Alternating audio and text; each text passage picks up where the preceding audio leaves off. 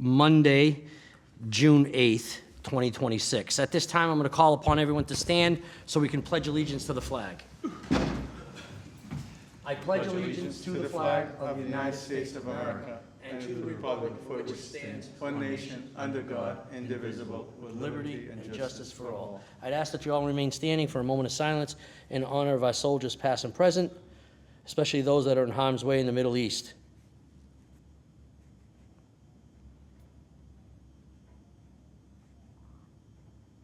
Thank you.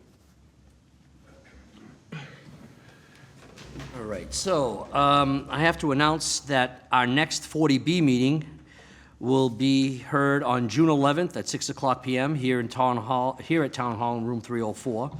And the Sherbrooke Farms hearing is tentatively scheduled for June 29th at 2026 at 6 o'clock, also at Town Hall. This matter, actually this hearing this evening, is being recorded by Dartmouth Community Media. At this time, I'm going to move on to the public hearings portion of tonight's hearing.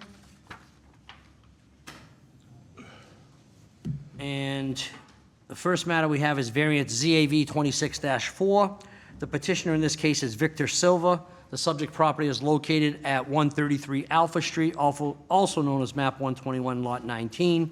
The property is located in a single residence A zoning district, and this matter was legally advertised on May 21st and May 29th of 2026. I make a motion that we waive the reading of the abutters list. I'll second that motion. All in favor? Aye. Aye, the ayes have it. The petitioner in this case is Victor Silva, and he's seeking a variance to build two additions to an existing structure. One 12-foot by 23-foot single-stall garage addition with 2 bedrooms above, and second, extend the existing sunroom at the rear of the house. Proposed additions, increasing impervious lot coverage from 52% to 56.8%. A variance is required based on section 375-7.4F, increased lot coverage, and the property is located at 133 Alpha Street in a single residence A district and identified on Assessors Map 150, Lot 26. All right, so we have a letter. Let's start with a letter from the building inspector. Building inspector addressed a letter back in March on March 27th specifically to Victor Silva. It says, I have reviewed your application, and at this time your proposal cannot be approved due to non-compliance with current zoning regulations. Applicant proposing to build 2 additions to an existing structure, one 12-foot by 23-foot single-stall garage addition with 2 bedrooms above. Second, extend the existing sunroom at the rear of the house. Proposed additions increasing impervious lot coverage from 52% to 56.8%. The variance is required based on Chapter 375 zoning bylaw Article 7, 375-7.4F to increase the lot coverage. Your application is being denied under the following section of the Dartmouth zoning bylaw, which I've already read, and it says that the property is located in a single residence A district. That's a letter from our town zoning enforcement officer / building inspector. We also have comments from town agencies. I think that I saw them just earlier this morning. See, I don't see it here. That's a legal ad. Let me see if I got it here. Yeah, I got it here. Here we are. And what we have, in essence, is just DPW compliance. It's compliance with the DPW regulations. It's their standard requirements that they impose as restrictions or conditions prior to the issuance of a building permit, that these things be addressed. And if they're not addressed prior to, that there won't be a CO granted until such time as they are. All right, so we have that. Thank you. Planning, Mr. Chair, right? No, I got nothing from planning, I got nothing from the Board of Health, I've got nothing from Conservation Commission, so I think it's safe for us to presume that those are not necessarily concerns that are being addressed. Even though there's 2 additional bedrooms being put on the property, I don't see anything here, but I would presume it's probably town water and It is town sewer. yeah. All right, so at this time, I'm going to call upon the applicant or their representative to come forward and state their case.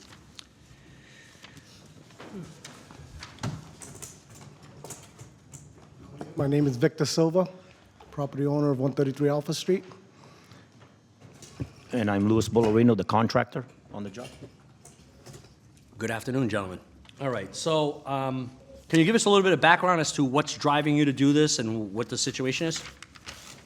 The reason we're doing this is we need to add an additional bathroom and extend the bedroom. due to my daughter. I'm gonna say it. It's my daughter's special needs, and we need facility for her. And that's the reasoning for expanding this. And while we're doing this, we've always wanted to do the sunroom, and it's the perfect time to just do it all if we're able to do it. Okay. All right. Could I add to that? Absolutely. Come on up. So it's not considered two additional bedrooms. So what we're actually doing was we're actually deleting one of the bedrooms, the existing bedrooms, and we're turning that into a bathroom for the daughter. And above the garage, which is the addition, that's gonna be the new bedroom. Just like the other bedroom, which is their bedroom, we're gonna extend that and make that a sitting area. And the other bedroom above the garage, the addition, is gonna be their new bedroom. So we're not actually adding, we're just extending and just changing some. You're not adding one additional bedroom? No. No, okay, so you're just relocating, fair enough. I don't know whether or not that's something that, but it is town water and town sewer there, correct? Yes. Okay, good. All right, gentlemen, any questions of the petitioner? I don't have any questions of petitioner, but on the plan, I don't see the second addition here. It says proposed It's a- garage. It's a little notch on the back there where the staircase is. I think that's where it is, where the staircase is. Now, you're not, from what I understand also, just to clear, there's no setback relief that you're seeking for here. No, It's just lot coverage. So you meet all the requirements for the setbacks for your rear yard, side yard, front yard, and all of that, correct? correct. We already had gone through conservation, and they have approved everything that we've pushed forward to them. Is there wetland concerns nearby on this nearby to the property? There was, but the garage is set back where it's already been established and has already been set back, so it's not even it wasn't a concern to him. It was just one of those things that we had to go through. So would you file for an RDA, I believe that's what it was, right? a request for determination of applicability? Yes. And they felt it wasn't applicable? Okay, in essence. Any questions? No, I just, the question whether they already, with the lot covers, that he's already over the required lot coverage, so this is an existing non-conforming, and he applied for a variance. It just, I mean, we can approve the variance, but we need just to be, I don't know little why it's a bit more. variance either. I think it should be a special permit, but I put that that's something we have to discuss with the building inspector because they're only following instructions. And in his letter, he said, you need a variance, clearly. right, but. I don't know what his interpretation is that we're not necessarily following, but I agree with you. I think a special permit is what we should have done. I mean, we can probably still approve it as a special permit, but even applied for a variance. We don't want to re-advertise, but if you feel comfortable, I mean, Well, if he I'm gets the fine with. Yeah, if he gets a variance, that's We got the inclusive. variance. You Well, just if he have get- to be a little bit more creative with the.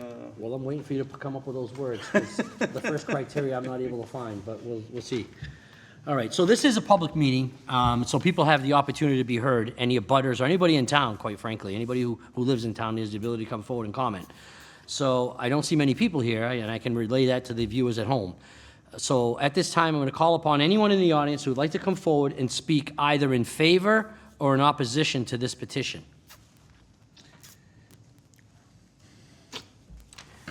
There not appearing to be anyone in the audience who wants to speak either in opposition or in favor of this petition. I guess we should move over to some of the suggested findings that I put together for us to review. Okay. I thought you didn't. I'm missing a criteria, Okay. so I'll be leaning on you. I will. I got it. All right, so these are the proposed findings, gentlemen. Obviously, this is just something for us to work from. I'm open to any suggestions or any interpretation from any of you, including our alternate members as well. Well, new alternate member. Actually, I probably should have introduced you, which I will do at the opening of the next meeting.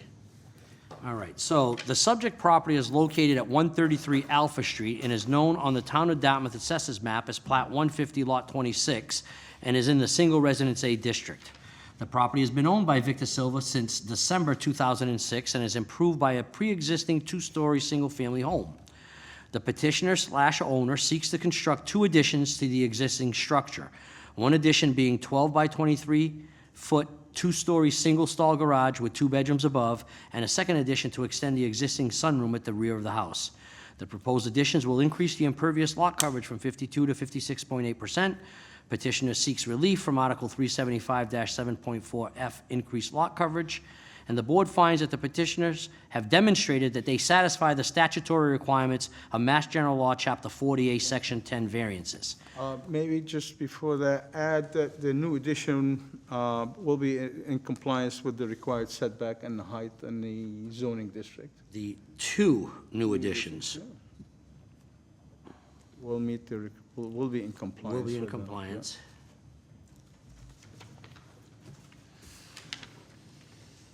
With Required setbacks. required and height setbacks, In required setback and height requirements. No, the single residence A district, required setbacks and, height requirements. Staying the same height. in the single RA district. All right? So now, this is the tough part, is finding reasoning as to, because this is our job as a zoning board. There's a 4-part test, it's statutory by Massachusetts law. And it says, the only reason we can grant you this is if we find that you satisfy. And it says, there are circumstances related to soils, shape, and topography that especially affect the subject property that do not generally affect the zoning district in which the structure or land is located. So what can you tell me about the soil there, what's in the immediate proximity? Am I to understand that there's a wetland? Wetlands, yeah. There's a wetlands where? To the the west. immediate, is it the west? Where's the north on this? On the west, yes.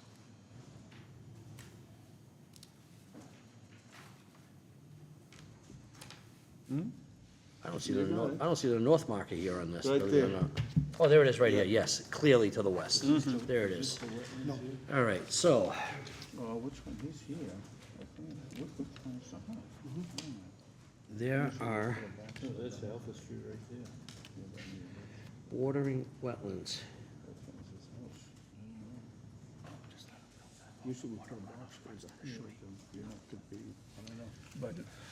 Yes, so, I just put it Due there, to the- bordering wetlands to the west of the property, right, to the proximity of the wetlands to the property line. right? which, yeah, which. And which- existing structures on sites too, right? Which, yeah, which limit, to the existing, how about to the location of the dwelling. of existing structures on the property. The petitioner Is confined to the, is confined to the areas, a, limited, to the areas where he's proposed, is limited to the proposed location of the addition, additions of the expansion or addition. of the What? expansive this is, it's a corner, Alpha and Allen, so which one is that? additions. This one here, Gotta be that one right there. right, so. But I don't Right, know so- Where's that That's the garage? It's shed. not showing. No, There's a it's right shed. here. Oh, Yeah, see that box? yeah, This right here, this box. yeah. Bordering wetlands to the west of the property. Yeah, that's a good one.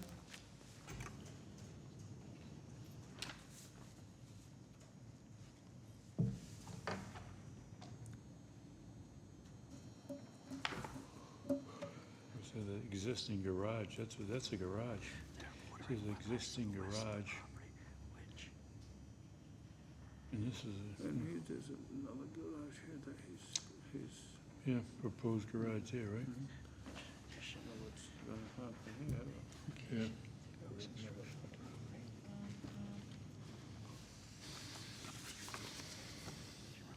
So just to add to that, right? So the I'm trying to addition, even hear what he said, but no. So the addition is not specifically to add the garage. It's just it ends up being on that side of the house.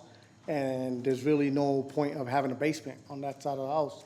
So we just gonna use that space to have the other garage, another garage right next to the garage that's already there. I think is there a garage in the rear of the property and in the southwest corner? Okay. How do you access that garage, though? On Alpha Street? Oh, okay, I see the driveway on Yeah. Alpha, Do you have a curb cut there now already? yeah. Oh, yeah, Looks that like, garage, yeah. yes. Yes. You gonna access the proposed garage from Allen Street? No. From Alpha Street on the cut that's already there. The new garage, Correct. how do you access that? You go around the building between the shed and the, No, because it's in the front. The new garage would be in the front. in the front, so you, yeah, so you access that new front from Allen, that's what the question, right? No, it'd be from Alpha. So the front of the house is on Alpha Street, obviously that's where the address is. But how's he gonna access? So the garage is in, there's a Oh, okay, garage in the okay. front of the house, a part of the main building. So you got two curb cuts on Alpha? Yes, okay. That's what, and that's why I asked Okay. about the curb cuts. Okay. That's grandfather, I don't think they do that anymore. I don't know. Yeah, it is. There are our response or our means of satisfying that particular prong is there are bordering wetlands to the west of the property, which in relation to the location of the existing structures on the property, the petitioner is confined to the proposed locations of the expansive additions. Fair enough? Sounds good. 2, a literal enforcement of the provisions of the bylaw would involve substantial hardship, financial or otherwise, to the petitioner. Our response would be the addition of the single-stall garage with 2 additional bedrooms and extending the existing sunroom will improve the usefulness of the property, and accommodate Special needs. a child, a special needs with their ability to occupy the dwelling. Okay? And 3, desirable relief may be granted without detriment to the public good. Granting the variance and the proposed construction and improvements to the dwelling will not impose a detriment to the public good. And 4, the variance will not nullify or substantially derogate from the intent or purpose of the bylaw. We wrote, the proposed construction and the character of the improvements are in keeping with pleasing aesthetics and will not derogate from the intent or purpose of the bylaw. All right, gentlemen, so at this point in time, if there are any questions that we have of the petitioner for any further information, now would be the time that we could ask them. Otherwise, I'd entertain a motion to close the public hearing. No questions, Mr. Chair. Straightforward. I have none. All right, so, I make a motion that we close the portion of the public hearing on variance ZAV 26-4. I'll second that motion. all in favor? Aye. Aye, the ayes have it. If there are any comments, gentlemen, we can discuss if there's any concerns, but I think it's pretty straightforward. If there are, I'll entertain a motion. Yeah, I can see number there. ZAV, I move that we grant the variance for ZAV-26-4 with the findings and conditions. with the adopted conditions that we just read into the record, the findings. Second. All in favor? Aye. Aye, the ayes have it. Congratulations. Yeah, congrats. Good luck. Good luck. I think you got a halfway decent builder. Thanks for the compliment. Thank you so much. Was that a compliment? It's a compliment, he knows, it's a compliment. Excuse me? I can't hear. I'm sorry, I don't think. Oh. So we're gonna take a brief recess, because I don't think we can go forward because of the fact that this is announced that the next matter that we have, but 6 we can, o'clock. we can go over the other administrative portion of tonight's meeting. Let's do that now. Who wasn't? I don't think it matters. Let's get them out. What, I mean, what, you don't want to look at them? I looked at them. I looked at them already. Oh, you did. Alrighty. 1, 2, Here you go. What's this? Administrative. we're gonna go through the administrative portion of tonight's out of order. I'm gonna move on to review and approval of administrative minutes of March 23rd, 2026. which we have in front of us as the first page. Okay. I have no comments on these, gentlemen. I've looked at them. I have no comments, Mr. Chair. Attorney Faria? I have none. All right, I'll entertain a motion. Make a motion that we approve the administrative minutes of March 23, 2026 meeting. Second. All in favor? Aye. Aye, the ayes have it. Next is review and approval of comprehensive permit ZCMP-25-1 minutes for 970 Tucker Road, which are continued from February 12th, 2026. So we're approving the March 23rd, 2026 meetings for that case, correct? Yeah. Yep. I don't have any It's an extensive one. comments. Did you go through it? or I did. Okay. So, because we closed the public hearing on that, right? On that night? I'm not sure if it was, no, I wasn't thinking, no, we didn't close the public Oh, hearing not on that that night. one, No, no. there'll be some others. We didn't close the public hearing on that night. This is ZSP. Oh, there's more.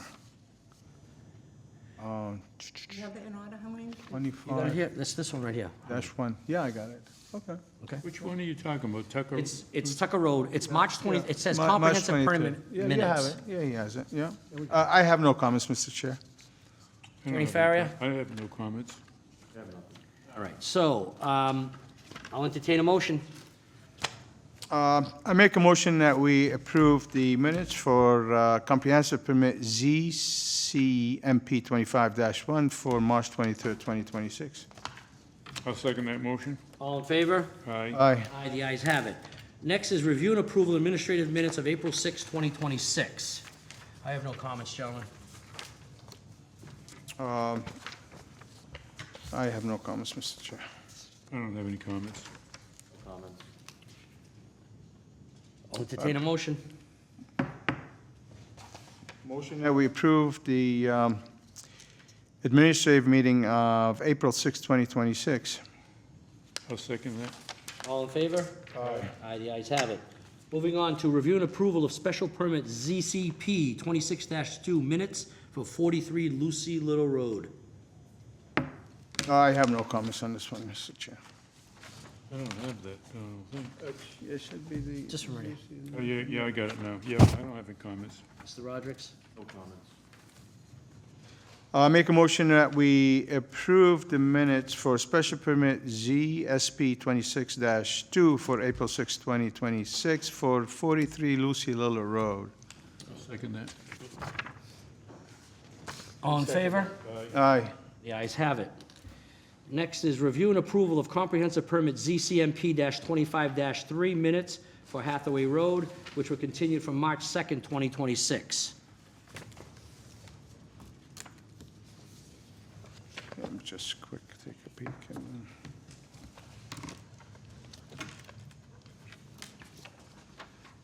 Those are double-sided. Did you go through Yeah, that? sorry about that. These were double-sided. Yeah? Did you go through it? The other ones, I don't know if I went through these. When I printed them out, they weren't double-sided, but that doesn't mean anything. No, I did it, I did that too.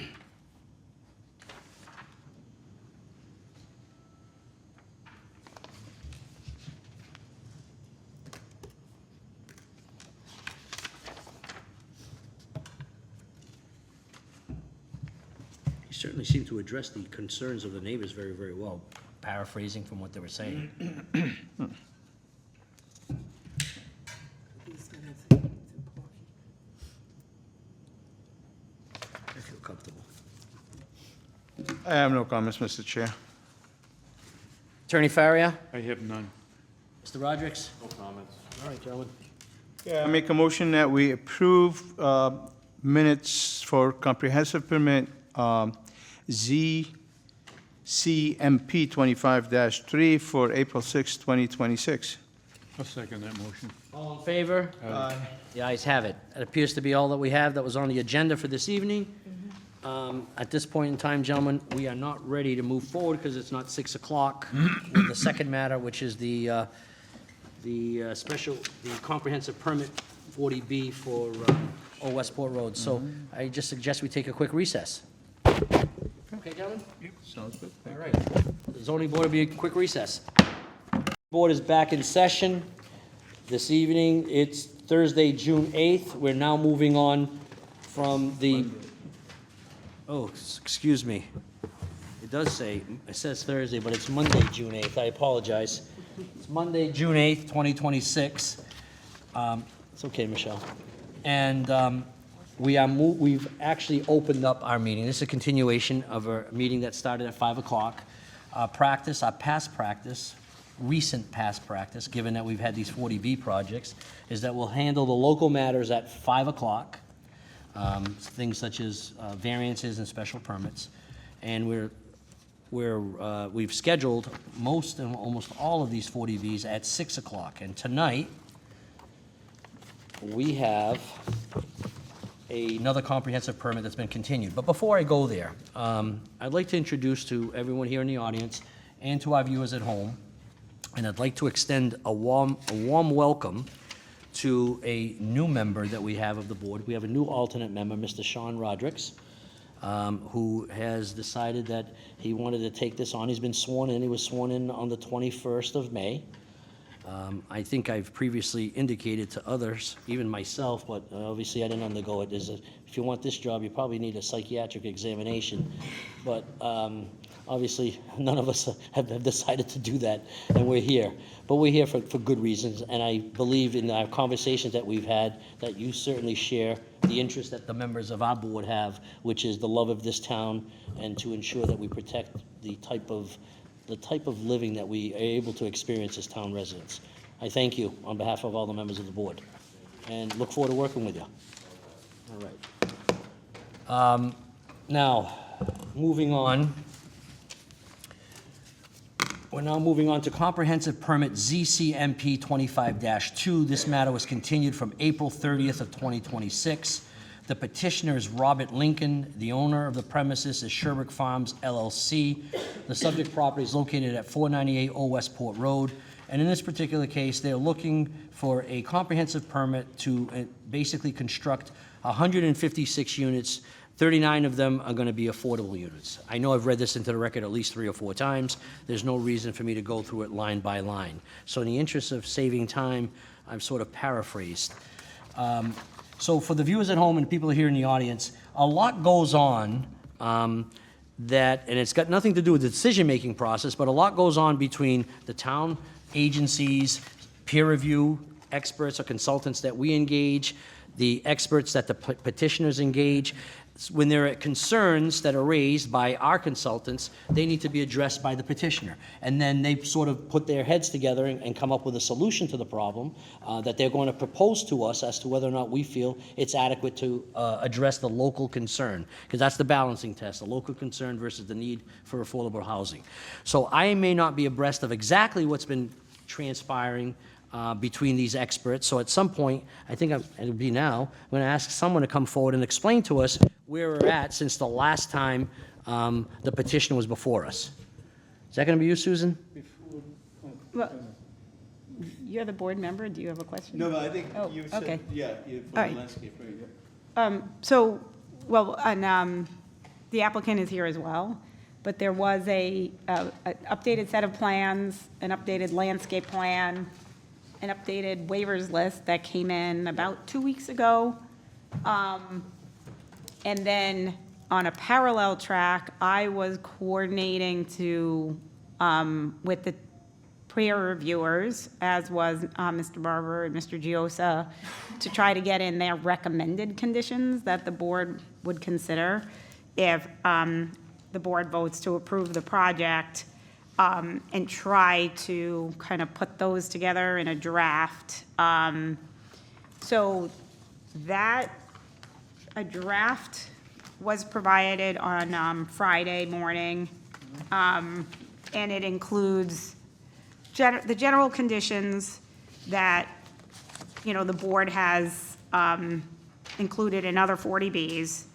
And then it also has recommended conditions of Mark Gabriel from Niche, who was a civil engineer, the traffic engineer from Niche. There was a few comments from the Fire District 3 chief which in some cases overlapped with kind of the water comments that came in from Stan Tech and DPW.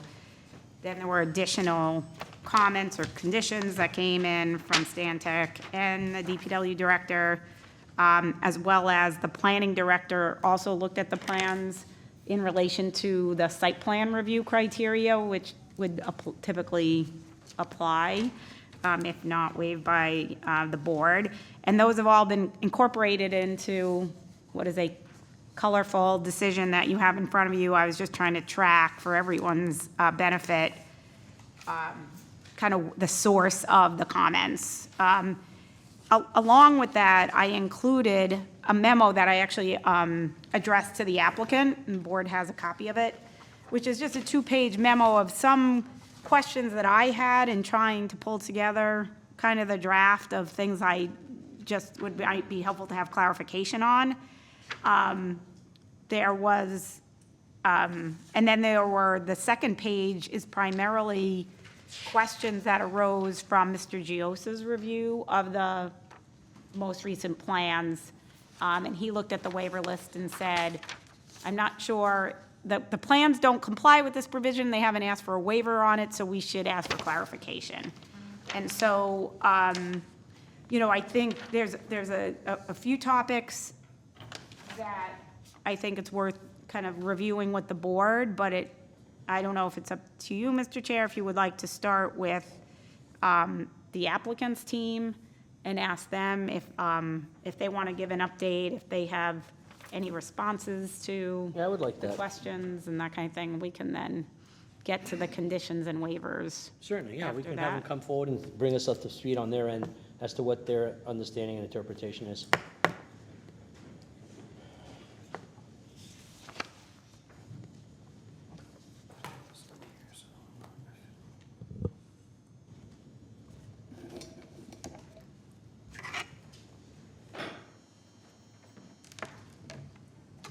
All right.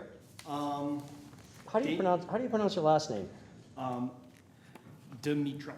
Okay, So, fair enough. yeah, Dimitrak. Yeah.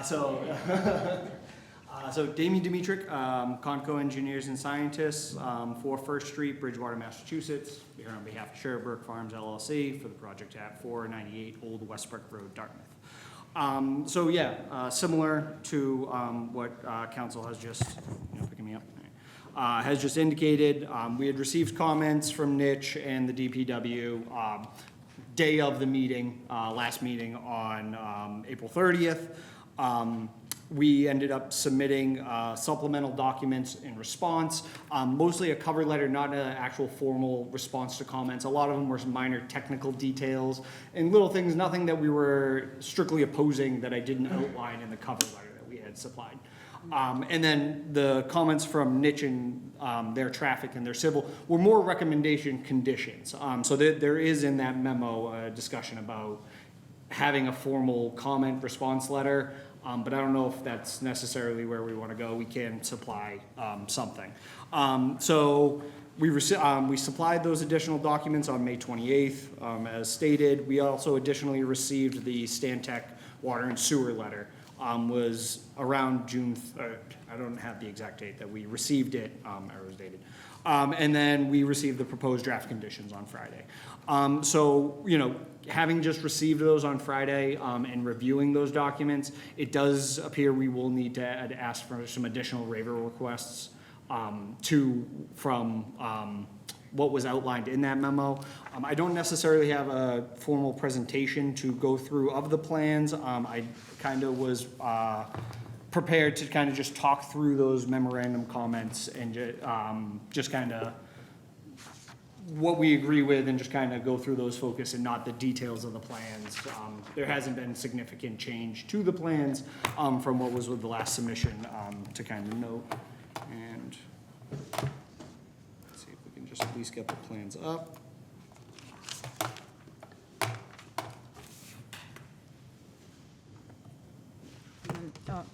So, Mr. Chair, just for clarification, the reason, and for your clarification as well, the reason that request it's number 6 about some sort of response letter, is just again in the, when I spoke to Mark Gabriel, And I had asked him, you know, which of your kind of conditions did the replies plans address and not? And he said he didn't want to take the time, like the number of, you know, I don't know, an hour, 2 hour, whatever amount of time it would take him, and then kind of have additional peer review fees to go through all that. So that's why he had said it might be easier if, you know, Mr. Dimitrick just kind of said, this is what we did or what we didn't do.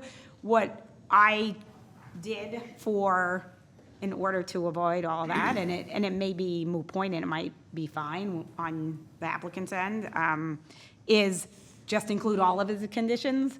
And if they're already met, they're already met. Because there was an interest in not having Mr. Gabriel just run up more time if it wasn't necessary. So that's why it was like, well, maybe if he tells us what they did and didn't do, that would cut down the amount of peer review time. So that was just the thought process with that, so.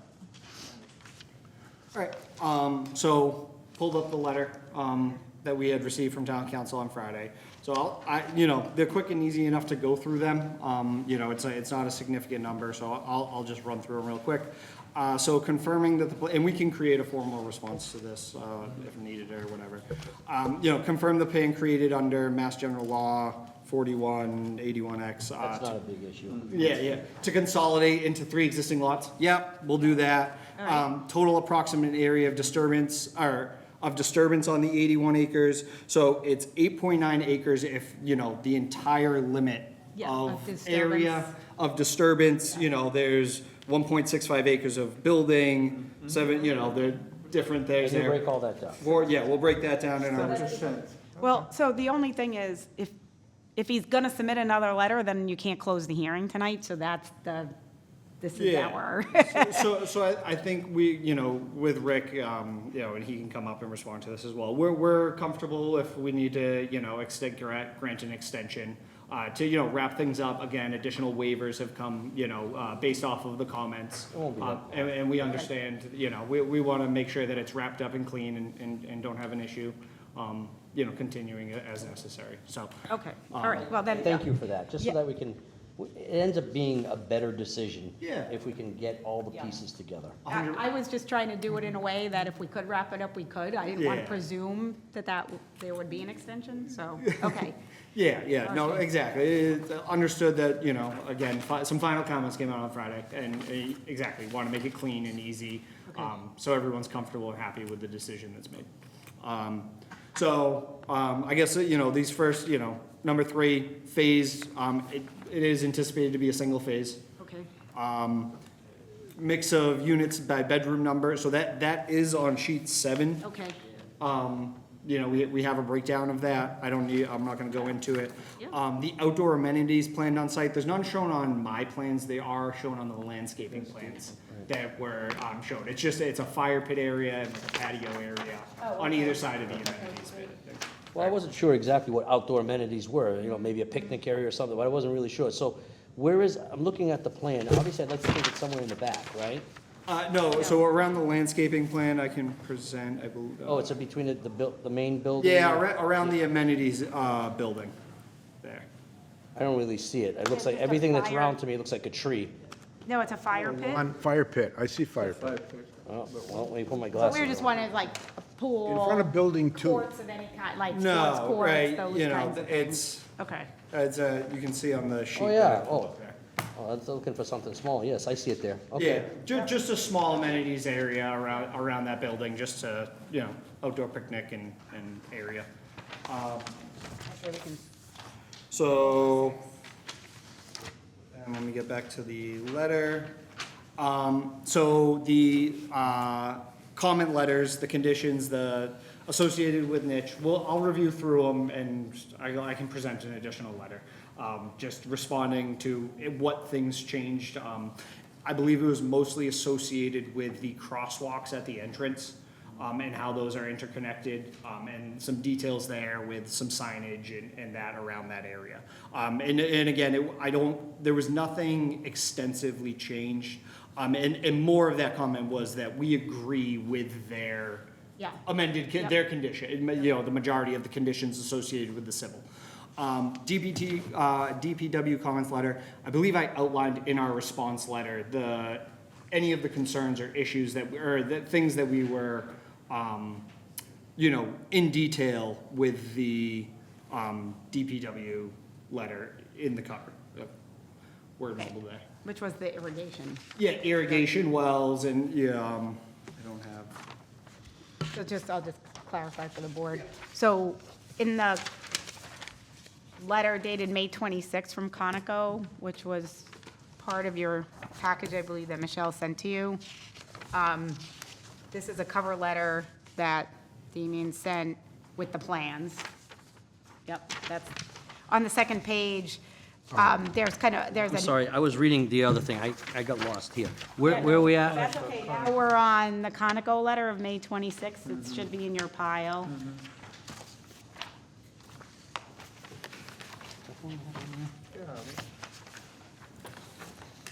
There it is, okay, thank you. Okay. On page 2, there's a summary, kind of a summary response to the letter from the DPW director that was presented at the last meeting. And one of the issues was about irrigation, potential irrigation impacts on the water demand. And they are proposing to do an on-site well for that. There is a draft condition which states that they would have to comply with the Board of Health well regulations to do that. But then there's also kind of a generic condition that, for whatever reason, you decide not to do the well, whatever, then the additional demand information would need to be provided. So it's kind of an either-or type of condition. They'll either do the well, or if there's additional demand, then that information would need to go to the water department for review. I like the well option. Okay, sorry. All right, nope, let's pull it up for you here. And again, I'll go back to that, the other part of it was that there was additional comments on sizing, materials, all of that aren't gonna be provided in this plan set, with details, design of the architecture and that, those will be all vetted, but, no concerns from our set for meeting those requirements. So then the waiver list, let me flip to my responses here. The 7 is just about that there was a change to our waiver list for clarification. We just fixed Yep, some. we're good. Yep, Okay. confirmed that Okay. is acceptable by us. So then 8, the additional zoning bylaw review by the planning director. So the table on sheet 7, CAD error, where the numbers got just moved accidentally. And again, we can respond to this letter formally. But just in this down corner here, this parking setback table, the 40 is supposed to be in that top, or the second to top row, 30 and 15 for the requirements.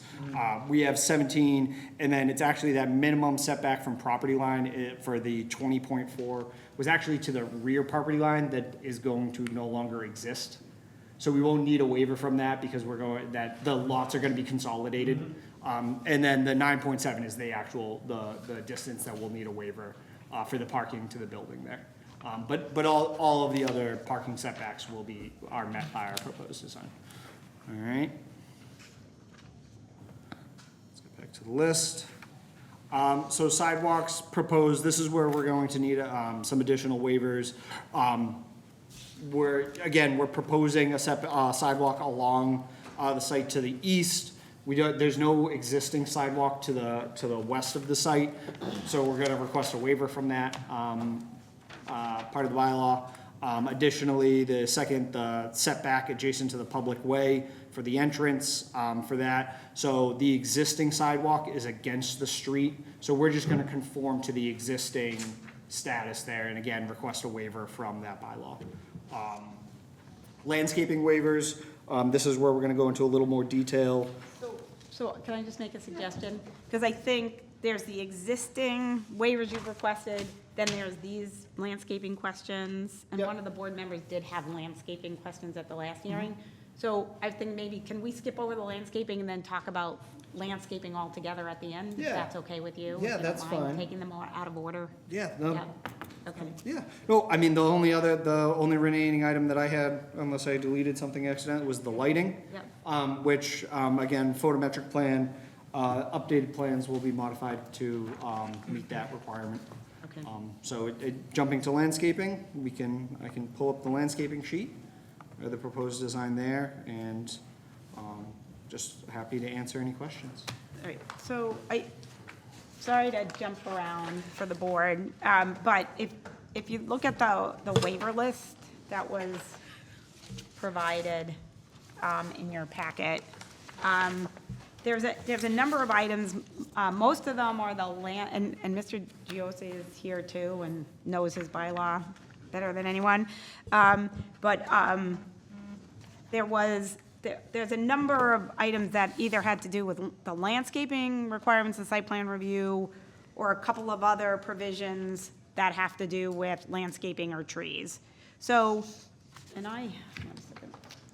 Well, when I look at this plan, I thought we had discussed the last time, and maybe I'm wrong, maybe I'm getting confused with another project, but to the east of the project, I don't see any real trees along that border, along the property line.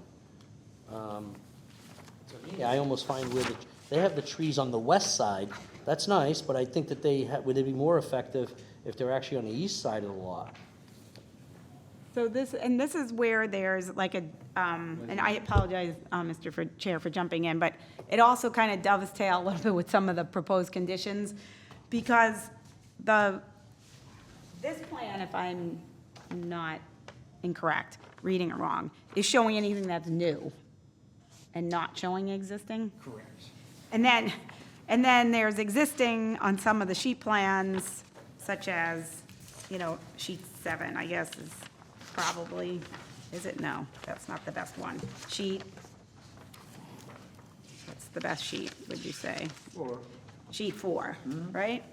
So, kind of one of the proposed conditions is that the landscaping plan is showing everything that's there that's staying, and anything new that's getting added on top of it, because it's kind of hard to, and so, Mr. Chair, on sheet 4 of the big plan, of the plan set you have, you can see what's there, and then when you look at the landscape plan, obviously a lot of those trees are being removed for the development, but it's hard to see what's staying. But sheet 4 shows that there's 8 trees there, but a couple of them are dead, and there was concern about what was gonna be remaining for that abutter.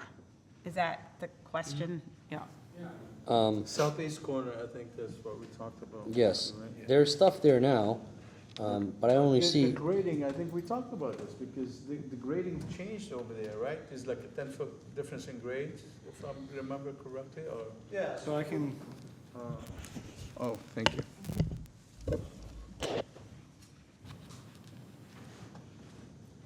I guess there was a mention, I think it's refreshing my recollection now, that there was a stone wall there as well, right? So there was an area that delineated Okay, along, I see. yeah, I think there was a discussion about that too. You're keeping the trees over there, I see. yeah, Okay. yeah, I- the I see. plan, the plan is to keep those trees. Yep. I will definitely continue and coordinate with our landscaper, to incorporate the existing trees into his proposed design. Some things get lost in translation. Mr. Chair, Mr. Gios is here, but I'll kind of make some comments that he gave to me, but then he can jump up if I'm missing something. Because one of the other questions on the landscape plan, sorry to have you keep jumping back and forth, is it's showing the existing tree, I assume, what's the existing tree line? Is that squiggly line, kind of? But it's going through the basin, so clearly that's not going to be the tree line after the basin is. So there's just a lot of, just connecting, like you said, kind of make sure that there's coordination between the civil site plan and the landscape plan, so that all of the information is reflected on the final. And so everyone can see exactly what's there, what's staying, what's going, and what's being added, right? That's the. Yeah, yeah.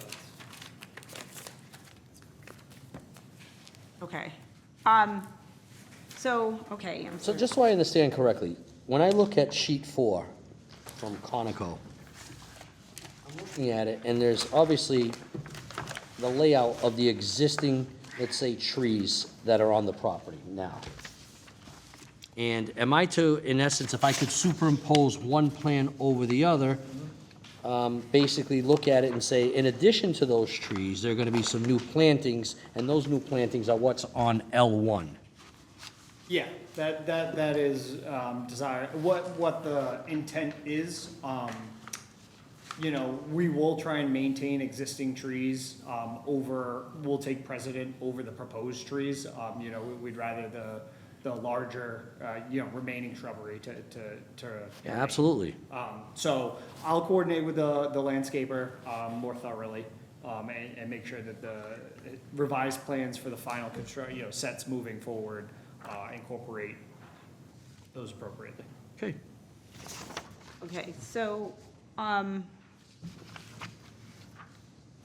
if you look at the existing waiver list, and this is, again, I'm sorry, we're gonna have to go a little bit back and forth between the existing waiver list and the memo. So, number 5, is just a general development standard of the zoning bylaw, section 8.4. And it requires that the parking areas be screened from streets and abutting with a minimum 5-foot hedge.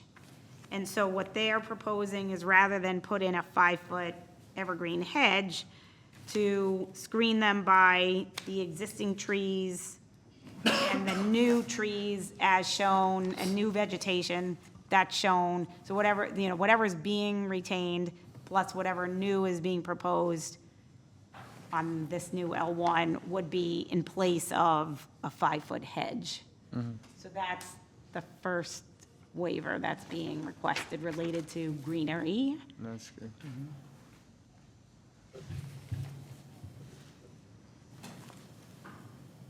Does the board have any, Well, does the board have any I'm not, questions or I'm- concerns? one of the things I'm looking at is, what is the elevation of the center of the roadway in relation to, let's say, the highest point in the parking area here? Because, to me, if this thing is lower than what the street is, I don't see the need for that type of screening. What, are you gonna screen it from themselves? Because in essence, you're not gonna see it.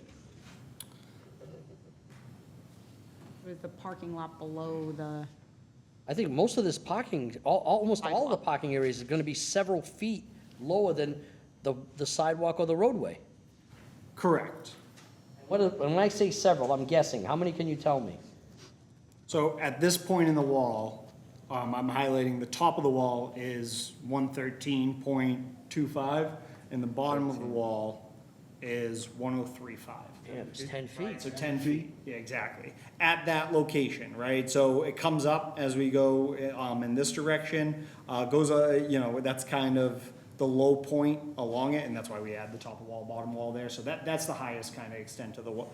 Generally, I'm not gonna, you know, I'd have to look into detail. so the question is, headlights will not be shining onto the road. No. They're gonna be 10 feet lower than, is that right? Am I- Yeah, in that location, yes. You know, and again, as we come over to, you know, this side, you know, it's, instead of the retaining wall, it's sloped down. But again, you can see we have elevations of 111, all the way down to, you know, 104, 105. I guess the least drop would be here. We're at 104, and this looks like a 109. So 5 feet in. I don't have a problem with that. So it's still more than the 5-foot hedge? Okay, so is Yeah. the board comfortable with that? Okay, so that's okay, all right. All right, on number 12 of the waiver list, this may have been a question that you had asked. Parking lot? Yeah, about the landscape. So is there anything, can you explain what, if anything, is different with respect to the parking lot, like the landscape islands or the parking lot islands or landscaping in the parking lot to address the board's questions from the last meeting. So this is number 12, correct? Yep. Yeah, so I think the changes is that the additional, again, I'm not the landscaper, so I didn't go through all of the details of the changes. Associated, that request is obviously these islands centrally here. The width that we have there is 7.5 feet rather than the 12 feet. Reasons is, compact design, layout, right? So trying to keep it from, crossing in this direction and then also chasing ourselves going in this direction. Just kind of the way that the plans worked out, as the layout developed, where we wanted more space there. In other landscaped areas, that's probably the most significant area. And then the other islands throughout, just requesting a waiver to allow the plans as such. So I guess that's. I think that would probably be 13 as well, because 13 requires a tree Before for we go every. there, one sec. Helene, what do you think about that from? I 12 to think 7? between building 3 and building 4, you have that strip in the middle, right? The 7.5 feet, which is, and I think you added a few more trees. Yes, there's On that, definitely more right. tree, Right. it's been, yeah. Yeah, only like between building 2 and building 1, I think it's stuff, there's nothing there. It's all basically sidewalk against the, right? The only thing I consider when I look at this is, the trade-off. We have more, obviously, we like plantings, right? They're always good. No, I know. We're always trying to enforce, but here, these people are at 1.7, 1.75 parking spaces per unit. We start, not allowing that, then the number starts to come down. And I know one of the big concerns the neighbors had was whether or not there was gonna be sufficient parking for not only the occupants, but also any guests. And that was for people on Alden Ave, that was for people on Lucy Little Road, all of that. So, as much as I like the plantings, I don't know, I don't really want to impact the parking numbers that they have. I understand. And I'm just sharing my thoughts. No, I know. I think at the last meeting, I just was more like the open space. And I know it's all probably in the back is all open, but it's undeveloped, right? But, I mean, you're talking about what, how many, 130, 156 units? 152. 152. Yeah, I don't see like a recreational area. You have like a court in the middle, but I mean, is that court, square footage of probably like, I don't know, a couple of thousand square feet with the fire pit? I mean, you can probably sit 10 people there, 20 people, So that was my concern. If there's like some open space for recreational where it doesn't have to be part of, unless we want those people to be just in apartments the whole time and don't get out, it doesn't have to be probably like an open, large landscape in the middle, but at least like an area for recreational. It could be in the back of the building somewhere, designated, picnic table, something like that, so people can get out, maybe if they want to grill or do something, just. Yeah, so, this is our preferred layout. This is the design that we would like to go with. Towards the rear of the property, and it's a little difficult to see on this plan, let's see if I can get to a better, we start to impact into wetland buffer zones. Right. And we're trying to minimize that. We will be going in front of the Conservation Commission. We do touch in front of this 100-foot, and just, again, avoid cutting down trees as necessary, avoid impacts. Again, condense the development apartments from, and Rick may be able to speak to this more. We have provided open space recreation areas on other developments, and they typically don't get used as much as you would think. People do spend most of their time in their apartments. The indoor amenities do get used more. I think the gyms, those types of spaces are more prevalently used. But that's just our experience, with the past. I can't remember the architectural, do they have balconies, those units? Do they all have balconies? Rick is nodding his head yes. You do? Okay. That's good. Yeah, I'm just not necessarily asking to provide 10,000 square feet of open space in the middle or in the front. I mean, if there's another 90 acres, another 70 acres in the back that you're not using, I mean, maybe like Certainly, it's not. gonna- designated But certainly, open yeah. recreational Oh, I see what area, you're you know, saying, yeah. that's all. You don't Oh, have to okay, I see just what you're say potential you know, Well, let's ask them. What are recreational their area intentions? to be used, and put benches. I mean, you don't need a permit from, you know, you're not paving, or you're not, you know. I see what you're saying, Eileen, and that's a great question. So what are the intentions of the developer for the remaining portion of the land? I think we touched upon this just briefly at the last time. So, we have an OSRD zoning bylaw sort of, I don't want to say use the word scheme, but program, where we allow greater density where the homes will be if there's a designation for an open space area that's held in basically in perpetuity, and then it's managed by the property owners. So, if I'm here to, is it Mr. Lincoln? Yeah, Rick Lincoln. Certainly. Applicant. So there are a couple of areas, I think, that we could do some, whether they're tables or just hangout areas or whatever. all. People bring dogs down, and we can still stay out of the buffer. The 100-foot, yeah, that's, I mean, designated. Right. There is a big area over to the left, west, beyond our detention pond. But I've been trying to stay out of that area, but it's all outside the buffer. Could be used at some future date for anything. Do you see it? Yes, in that area. Yeah, right there. But when you say could be used, are you planning on using it for something, or? Not right now, but Okay. it would But maybe be for an some- easy modification, it's something, you know, minor modification if, You don't have any direct plans for any of it, but if it needed some space to accommodate something, you could do so. oh, yeah, yeah.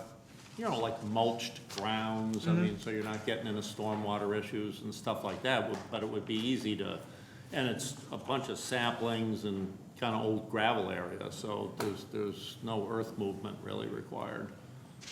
And there are no immediate abutters there either, other than the people No. across the street. Right. You got a pond in between, right? Is that a pond? Yeah. So maybe, Well, what about the rest of the wetland area? What's the concern with that? Is there gonna be any area, anything done with that? In the back, there are existing roads, you know, dirt roads, probably from the old operation, they go way back. I've walked back there before with my partner, and it looks great, but, you know, you really can't design anything back there with buffer requirements and things like that, so. I'm just thinking out loud with walking trails or something like that. Right, Which right, actually would be really nice. I know. I mean, you leave it at its natural state, you know, just to remain, and could be used by the residents. You don't need a permit from conservation to walk there or anything, you know, so. Okay. so is it for that area that you showed on one of these plans, where is that off I'm assuming it's into the next parcel? to the Yeah, west so, there? yeah, our plans kind of focus on the developed area, just for clarity. I've been trying to get a plan, so, you know, here's that property line. Yep. Right, these are the rough GIS locations of these ponds. So, you know, the detention pond is roughly in this area. So this could be, and then additionally, walking path, you know, existing walking paths would, you know, we're not removing them. How far, so is the sidewalk going to the east or to the west? Sidewalk is going to the west. Okay, so would there be a way, if that were to be, say, maybe a future kind of open space community, whatever you call it, I don't know, would there be a way to get there? We can look into resolving that.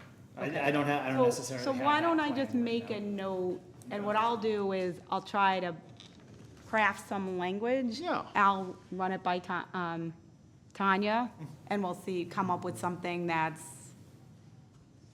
kind of might address what the board is suggesting that you guys could consider, and come up with some middle language that both sides are happy with. Does that sound like? Susan, I didn't quite hear exactly what the topic was on that. So the question is, if they're going to consider the potential of some additional open space for the Recreational. community to use, for their community to use, then Well, that's we not what I, just, that's not what I heard from him. I heard that they. I thought that's what Was they it? said they would Okay, I thought do. I heard that that area could be expanded in future use if they needed to. No, he's talking about the west side, right? Yeah, that's where the, Yeah. that's No, where that but I- parcel is. No, Maybe I think that- misunderstood you, no, Mr. no, Lincoln. there's- No, I didn't communicate that well, so I did say future use, but we would certainly be amenable to, if you wanted to open up the discussion with, Yeah, to put something in the Conservation. decision to, I thought, what's the north of that detention pond? Is that, This right here, so that would be, if I go to my existing condition sheet. if you look at sheet 4, you can see where the wetland buffer zones are, and I think that's what their concern is. Those blue lines are the banks of, and the edge of the bank and the wetland lines are those. but I can say, so if the town were interested, I would engage our landscape architect, and I'd be Oh, even certainly on- open to doing that. On sheet 7, you can see them as well. You can see where their improvements end and where the buffer zones start. So I thought you were indicating an area to the west of the basin. I think we're open to adding recreational areas is the general sentiment. We don't have anything currently proposed. So there could be a potential condition that on the final plans, Yeah, I they mean- could propose Yeah. some additional recreation area. yeah. And I we'll mean- I'll work on the language with their attorney. Yeah, it doesn't have to be I mean, something more like an open seating, like benches or something, so people can go there. We don't want to create any issues with permitting with conservation or whatever, no paved walkways or anything, dirt road, whatever it's there in its natural state. I can that's see the all. concern, right? If there's 2 people per apartment, that's 300 people in a very small area there. So if they want to have somewhere to go, yeah. That's what I'm thinking, Yeah. because you're kind of confined Yeah. to the middle and, I don't know. It's just, I'm always concerned about the additional development that's gonna go along the front of the property. Then you got the abutters across the way who are now gonna see something that's gonna be changed. But the topography there is low as well, is it Right. not? That helps That you, yeah. topography on that area, is it low? It does drop. I don't know how much. Beyond that retention pond, if you're gonna go into that area there. Yeah, I don't know, I don't necessarily have. You don't have that charted out because it wasn't an area you were gonna develop initially. Yeah. Yeah, but it doesn't expand, like, the sheet doesn't show that. Well, I guess we've got a general understanding that if they can utilize that area for that purpose, they could utilize that area for that purpose. Yeah. All right. Okay, so, all right, we were on number 12, which had to do with landscape islands. It sounds like, though, that with this other conversation, you're comfortable with the Yes, landscape that would islands. offset for that Oh, yeah. open space I'm in the fine with, middle. I'm fine with 12 with the The waiver. number 13 is somewhat related to number 12, because it talks about how many trees per parking spaces, but I think it's the same general kind of analysis, right? So, this number 13 is 10 spaces.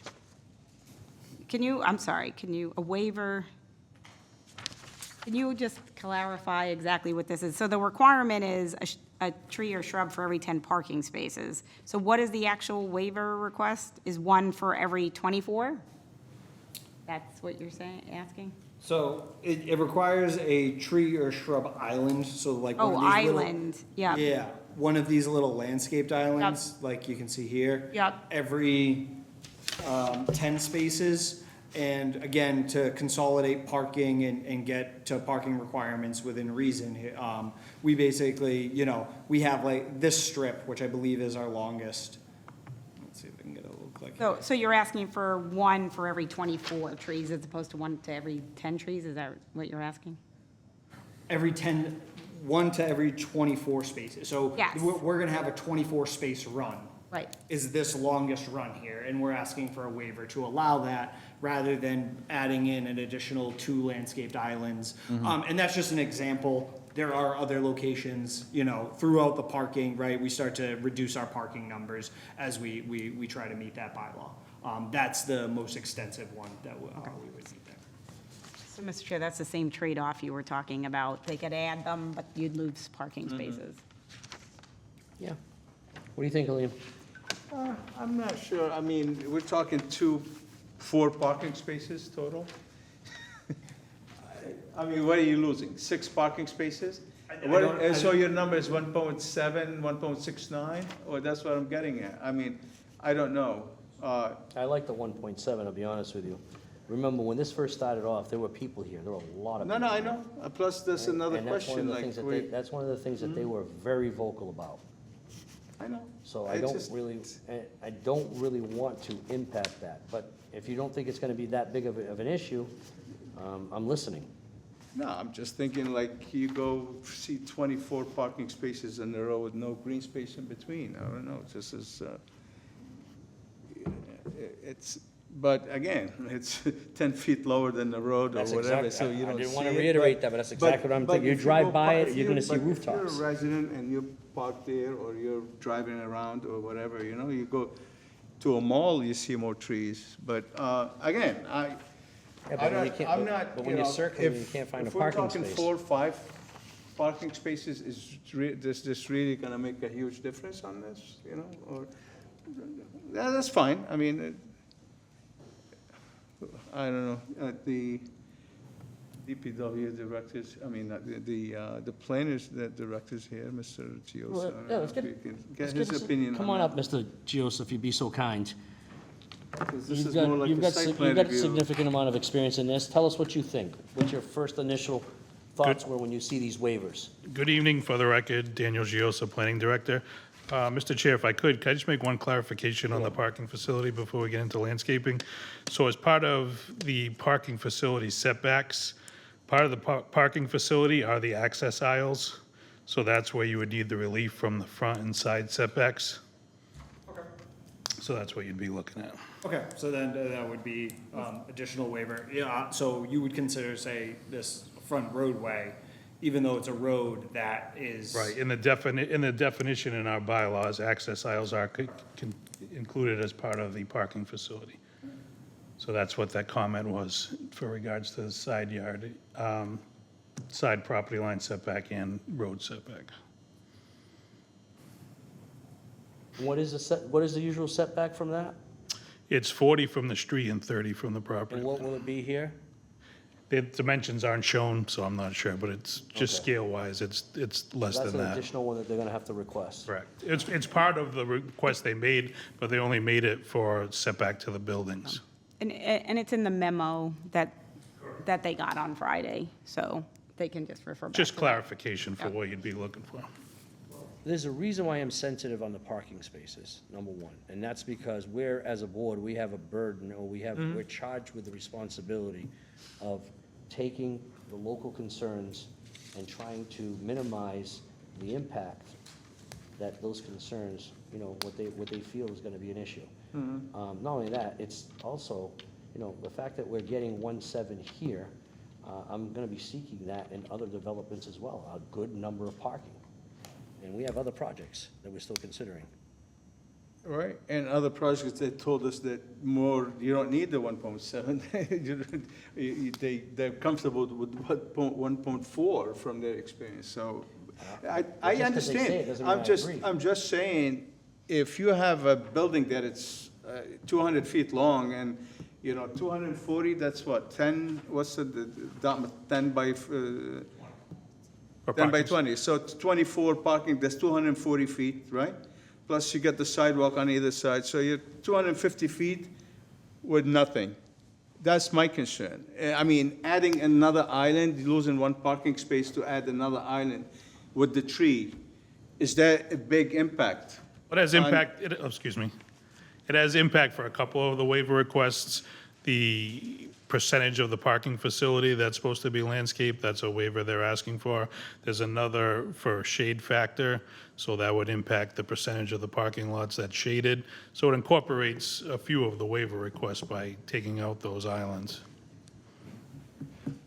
If this was coming for site plan review, these aren't things we would grant waivers for. It's just more checking that these requirements are made. So it's different, like for the last 40B, there were waivers that were granted for construction, that we do allow for different types of construction for different roadways. These are more just checking the boxes. These aren't things that normally get waived by the planning board.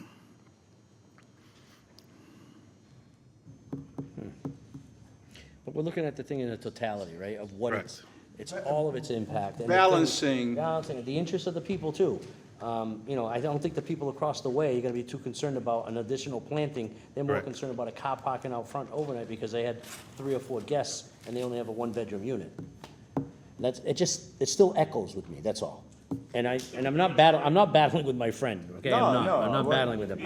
I just, The landscaping requirements are mostly for beautification of the facilities. There are some heat factors for the shade and other things that are contributed for environmental purposes, but the majority of it is for shade factor, for breaking up long stretches of impervious area. They're asking for waivers on the width. Normally, it's a 12-foot island. If it's reduced, for example, if it's reduced to 10, then you're basically losing the one space, as Mr. Chua mentioned. So like you said, it is a balancing act. it is, but, and the way they laid it out, you know, from visual impact when you drive by, it's not like the buildings are the long way. They run deep. So when you drive by, you only got a building that's X number of feet wide and much longer. So it doesn't have that same type of visual impact when you're driving by, at least in my opinion. Am I wrong in this? Or it doesn't really matter? It's just how I perceive it gonna look like when I drive by that road on, you know, at least once or twice a month. At least once or twice a month, and it's still a very nice roadway. All right, anyway. Come on up, sir. I did have one quick question Sure. for you.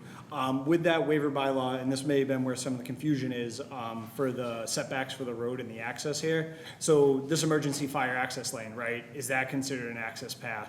Basically, anything that vehicles can go on is considered part of the parking So facility. where do I call that cutoff for the entrance? Because obviously the entrance to the facility. It's more for the side yard setback, so obviously the entrance coming in isn't gonna be 0 from the property. But are we saying I would this say point from right here? the straight part, that's where you'd be Or getting. from this access area?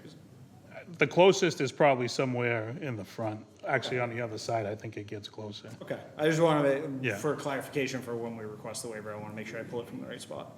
Kind of has a catch-all to say any paved area is accessible to motor vehicles, so it has a, All Dan and. yeah, you can ask me too. 100%, yeah. Okay, and then, yeah, Rick, I'll let you. Just before you do that, Mr. Lincoln, gentlemen, if there's any time you ever want to ask a question, just interrupt me. I'm sorry, I'm looking that way, and I'm not even thinking. So, Sean, if you got a question, ask.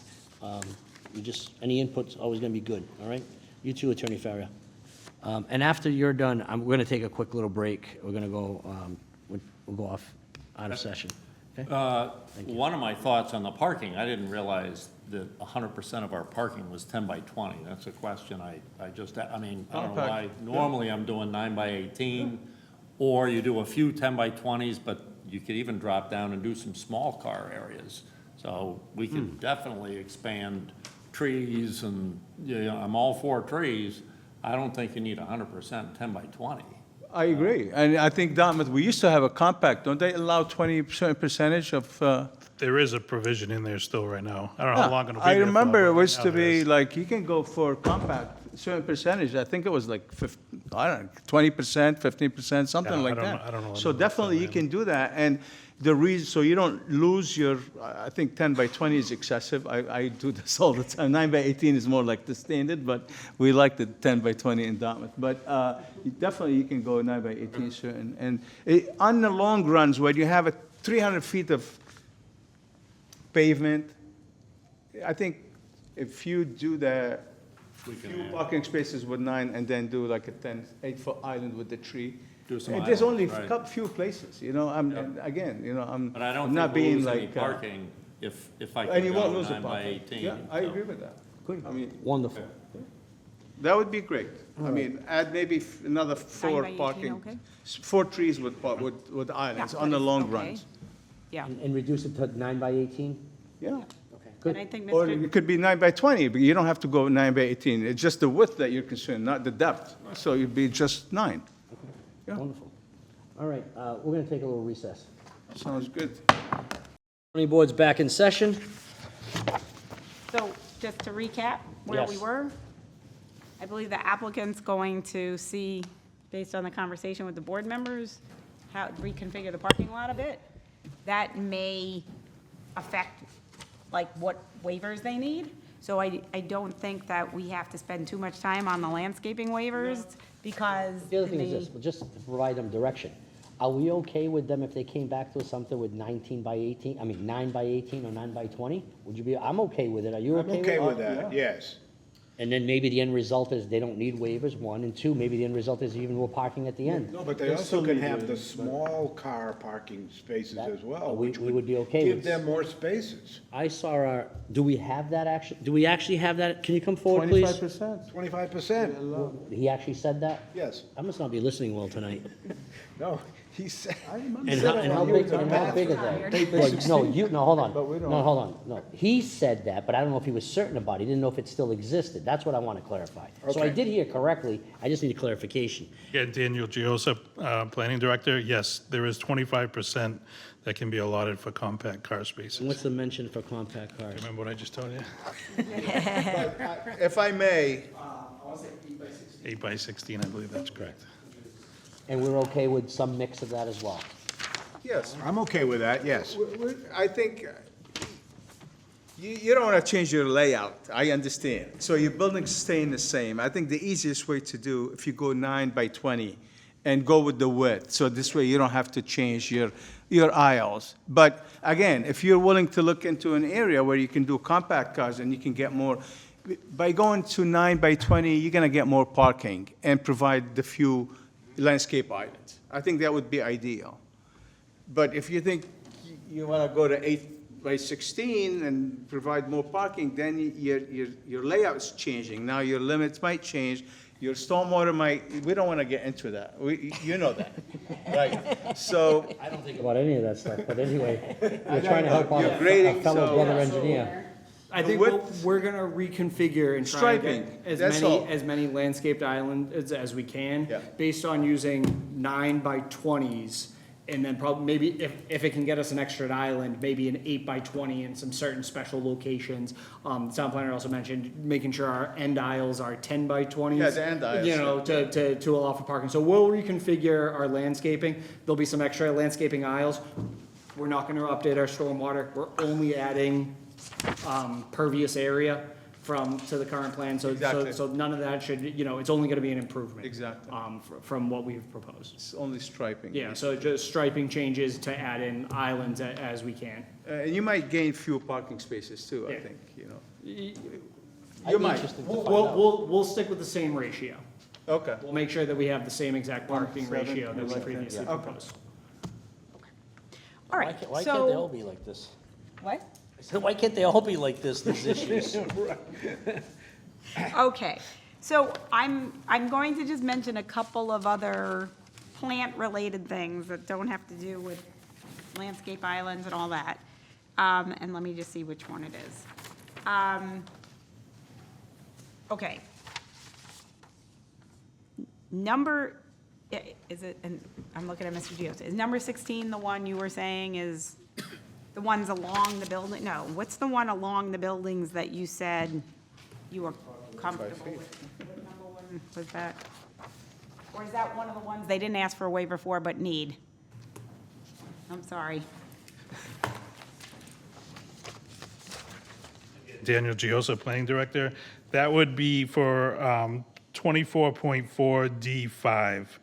Okay, so this is one that's not on your list, but it's on the memo. Okay. Mr. Chair, if I may, I'm going to recommend the engineer and the planning director just coordinate on those things, and then the final list of the waivers, so that he knows exactly what waivers he needs, and he gets it right from the source. Is that okay? Absolutely. Okay. Yeah? The one other one, it was from the stormwater management regulations. And again, it's about, What number is this? there's a number 19, it's on the last stack of the last page. Okay. But it was a request to, it's a requirement to locate all of the trees on the site. I would say this probably, well, I don't know, my interpretation would be on the disturbed area. That's gonna be 10 inches or greater that they're asking for a waiver for. I don't know, Mr. Barber would like to speak to that. Section requires location of trees with a diameter breast height.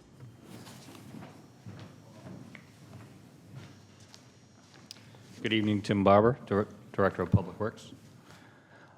So my interpretation of that for this was showing along the property lines more so any trees that are in excess of 10 inches diameter. I think on the east side where there are abutters was, I think along the frontage, most of the trees were shown, but along the eastern property line was a concern. And you're talking about the existing. Existing Existing over trees. 10 inches So basically, what's diameter. existing over 10 inches diameter, what's going to remain, and what are they going to replace? So I think that overlaps, if I'm it does. correct. It does. With some of the earlier conversation of just having a little bit more clarification about what's there, what's staying, what's going, and and then it's being supplemented, right? Does that all fit in? So to confirm, that waiver will remain. The request is just to add additional trees along this area that I'm highlighting. Yeah, any existing trees that are over that 10 That inches? that are 10 inches over over 10 in that inches. area. Yeah. We will look into seeing if we can do that. Well, you don't, I mean, and I don't know, Mr. Barber, if it's just a condition that you added on your final plan set, Okay. and then you don't have to do all that in the next month, I don't know if that's reasonable, whatever's, Yeah, absolutely. yeah. They don't show any trees there now, right? Well, there are people in the audience, is there anyone in the audience here that lives to the east of this property? Yeah, my mother's property. Okay, hold on. If you could come up, I want to know first, I just want to know if you have any concerns, but you need to come up, you need to identify yourself, please. It's just the usual procedure. Yes, I'm Carolyn Barlow.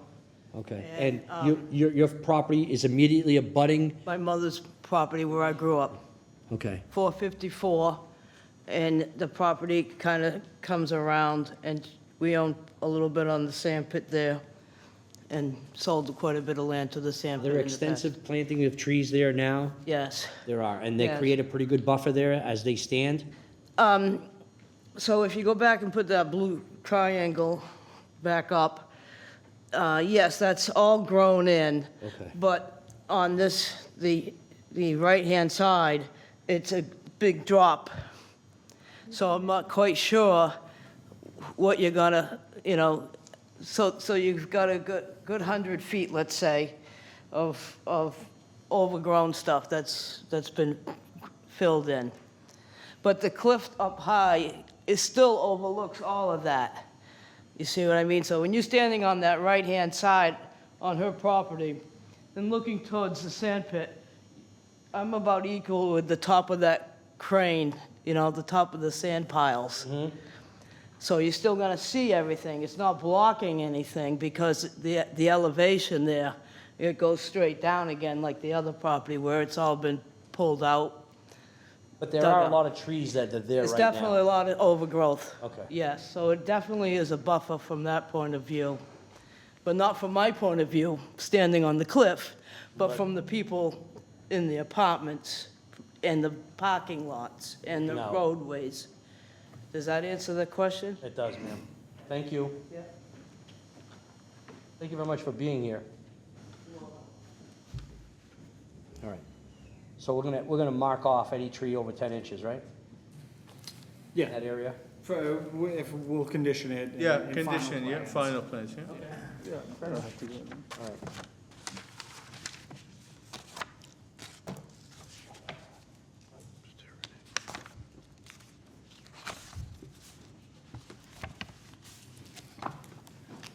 Okay. Do you have the, like, the elevations about that? So there was a question, and again, we might have to bring Mr. Giosa back up, but this is on waiver number 4. There was a question about the height measurement that he had when we were speaking earlier today. Because, and then maybe you can explain the waiver, and then, and explain kind of what the measurement on the height. Yeah. I did not bring the architecturals.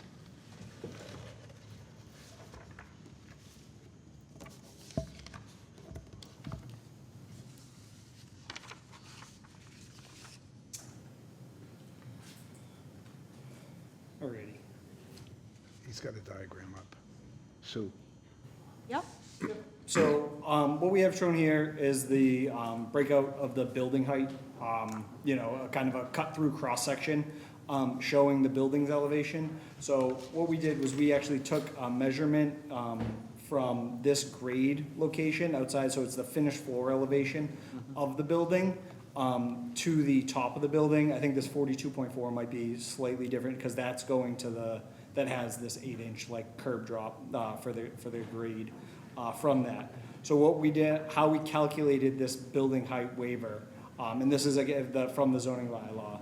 Maximum height of the building is freestanding shall be 35 feet. Height measured from the average finished grade at the foundation around the building or structure, highest part of the building to the highest part of the building or structure.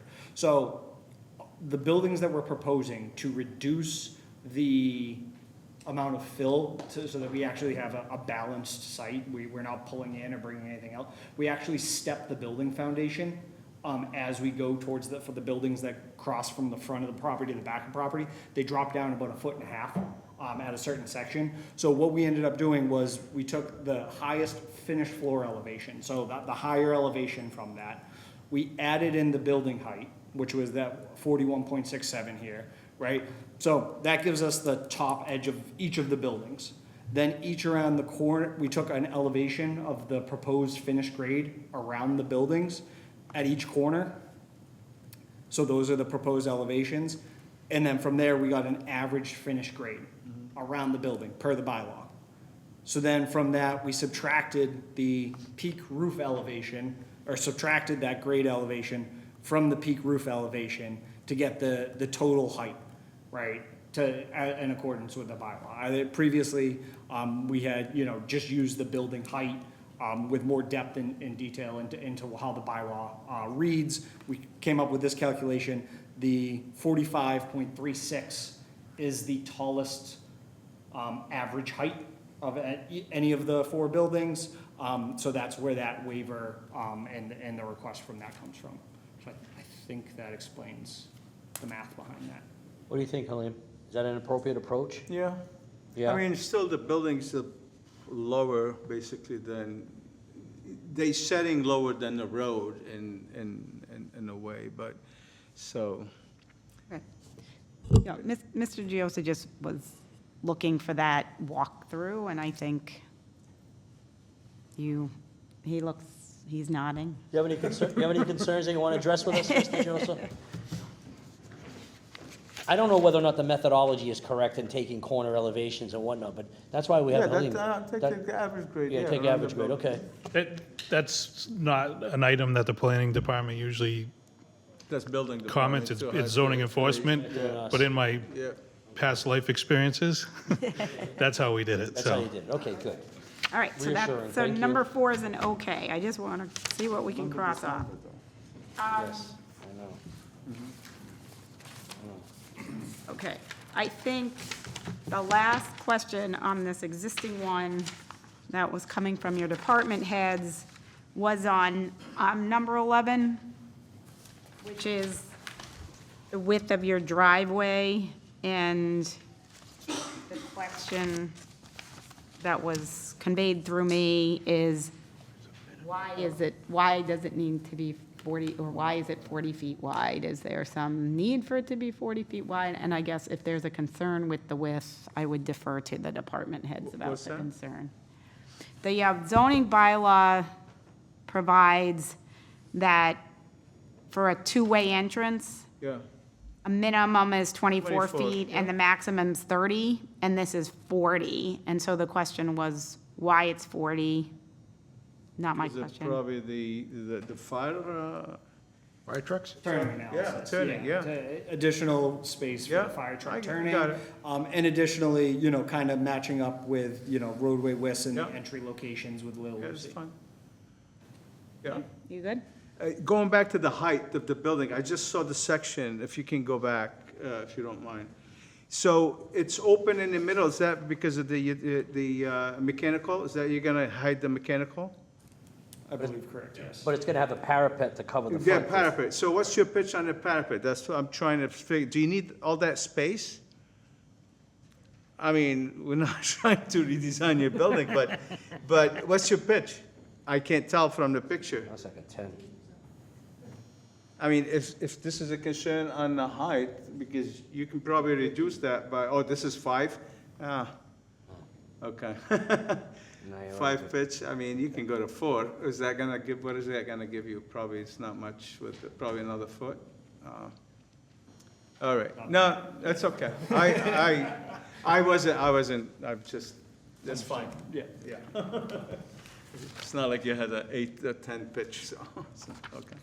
Okay, so that was the existing waiver list. On the memo, the items that we didn't discuss were landscaping related, but I think we're gonna put a pause on that while they all do their thing, redesign the parking, talk to Mr. Giosa.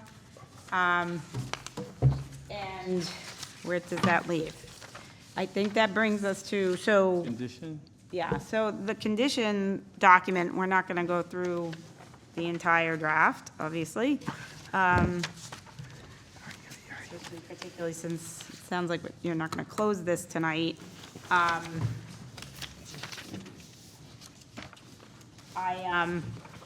want to just do some flipping. So, as the board sees, and I did when I sent it along to the applicant team, anything that's in black font are the more standard conditions. There's some that are some property, specific, but the ones that are in color, if you were able to print them in color, are the ones that came in from the consultants, fire chief, your staff, your department heads. So, some of them has to do with landscaping on page 7. There's kind of requests for better photometric plans on page 8, typical SWIP, et cetera. On the parking, on the traffic, so this would be on bottom of page 8 to page 9. This is where there's the discussion of the crosswalks. Both the new crosswalks to bring it over to the south side of Lucy Little, and also to improve the Lucy Little crossing.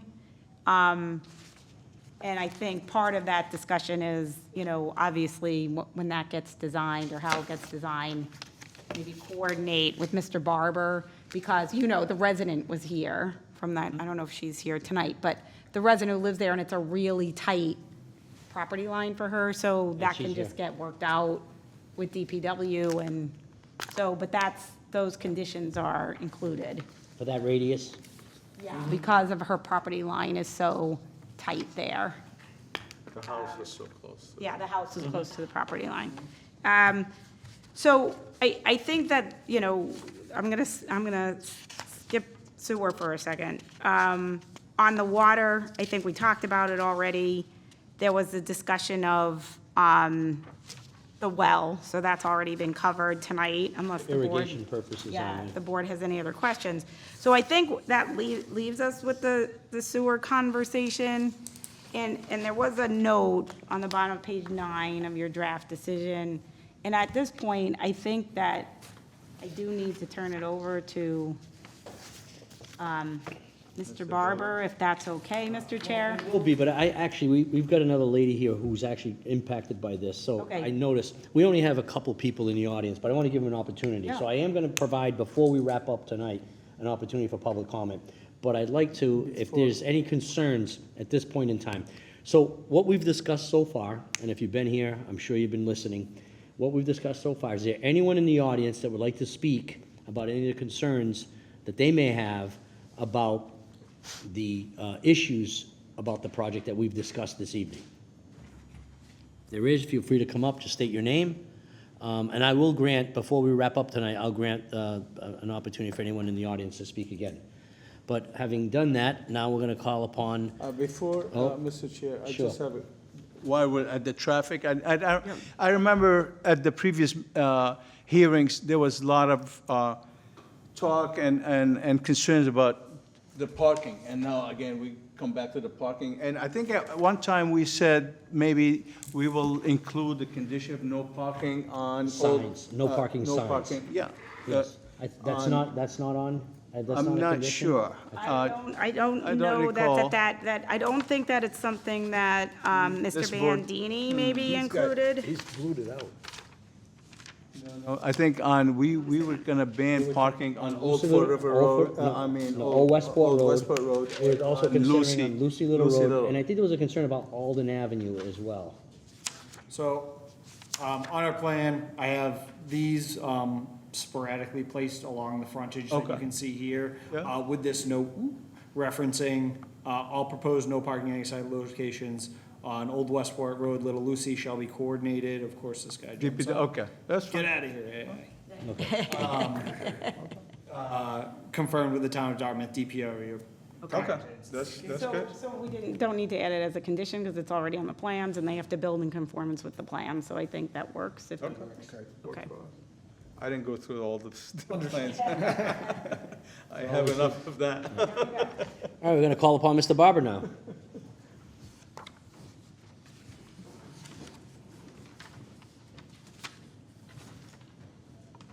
Good evening again, Tim Barber, Director of Public Works. So we worked with Stantec on the peer review and off-site impact analysis for the sewer flows that were sent over from the engineering firm, from the applicant. And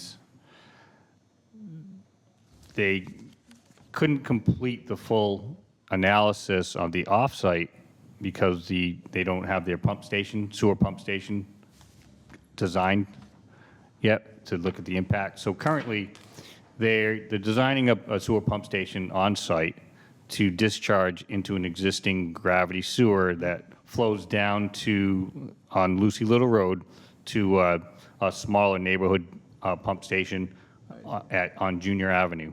Then that pumps back up to the 6-inch sewer force main. And that sewer force main also receives sewer flows pumping from the Sharon Avenue pump station, as well as the Cedars Assisted Living private pump station, which also takes on some flows from residents that have connections along Old Westport Road. And then that all pumps down to Duane Avenue and then goes gravity to our north pump station that's along the Pascomanzet River, which pumps it to the wastewater treatment facility. So it's imperative that we have that design to be able to complete the analysis to see if their pump is going to impact the junior pump station, and if that pump station needs to be upgraded, what does that do to the pressure in the 6-inch line and the capacity, and how does that affect all of the other pump stations? So as a chain of impacts that still would need to be analyzed. So we were expecting this to be the closing hearing. So, I was recommending, and I will recommend it further, that, additional funds be available from the applicant to complete the analysis once the pump station has been completely designed and all the utility design is completed and submitted for review. And then also for any upgrades that are required based on that review and based on the flows from this development. So it's not all solely upon the residents that have already paid betterment assessments for the existing infrastructure and are connected to the sewer already. So, any of those upgrades, if the town were to do them, would impact all of the ratepayers, so. And as well as on the lines of the on-site peer review, it's not completely complete because the pump station's not designed, but most of the pipe design and sizes and everything meets compliant with typical design and specification. So. So if I understand this correctly, there's going to be a pump station on site that collects all the effluent from the buildings, and then there's going to be a forced main from there, or is it going to be gravity? Well, it's going to pump into a gravity line. It's going to pump into a gravity line that's out in front of Old Westport Road. It's about 75 feet, I believe. Is that what you had about design?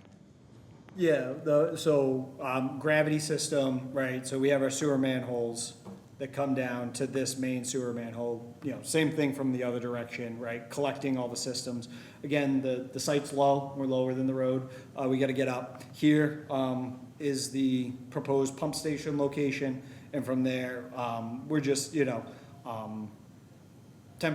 design is to that existing manhole. The idea is that, we would like to get approval for the zoning, for the site through this board, and that, to connect to sewer, we'll have to obviously make all of those final design, but the costs and all of that associated with that future design and analysis, we think can be conditioned. So I think there's two. Right. there's two- What are you there's two- expecting? Are you expecting there to be issues. issues with this? I think there's two parts of it. The first one is they're going to be doing design, assume if the board approved, post-approval. That, I think there's already conditions that are proposed, that are built in, that would have kind of all the necessary review type of fees, that would have to be designed to the sewer construction standards, and those would be subject to review, et cetera. So those conditions are already built in. I think it's the part two of this that maybe you can speak to. Well, the part two has to do probably with upgrades, right? Yeah, upgrades and improvements, To yeah. off-site, And, I to mean, what off-site. did we do with other project, and Well, with first of with the all, 40B, what is that required to do? Mr. Well, Barber let me can ask you speak this, to without that. having the calculations, do you expect that there's going to be a requirement for upgrades to some of the forced pumping that that the town owns?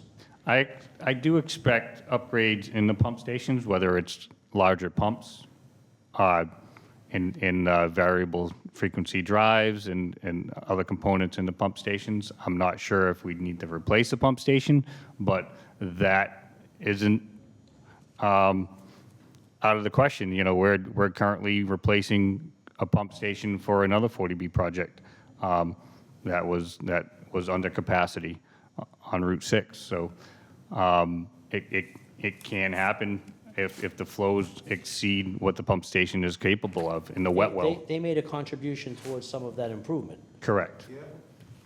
We didn't ask them to pay for the whole thing. No. Nope. Fair enough. Which one? Well, we did, but The they, preserve? The preserve. we did ask. Oh, we asked, yeah, okay. Well, we can ask for a lot of things. And normally in 40B, are there, like the traffic, they say our contribution is a percentage or whatever, something. I don't know if there's a formula or what are their obligations under 40B? This is what I'm, because they be still paying for the connections, right? For the buildings and betterments Well, and fees and all There's a that. fee with all of that. Yeah, Right. so I&I there's ones that are more straightforward. So for example, on the 40B you just approved, the water line, the diameter of the water line in the street was too narrow, and there's no way it was gonna be able to carry the water pressure that was needed for the homes and for the fire safety. So they're being required to upgrade that to a wider diameter, because they just wouldn't be able to get the water in. In this case, it's the flow coming out is going to impact something. And see, that one was that was the more straightforward. This one is, they don't have the information yet.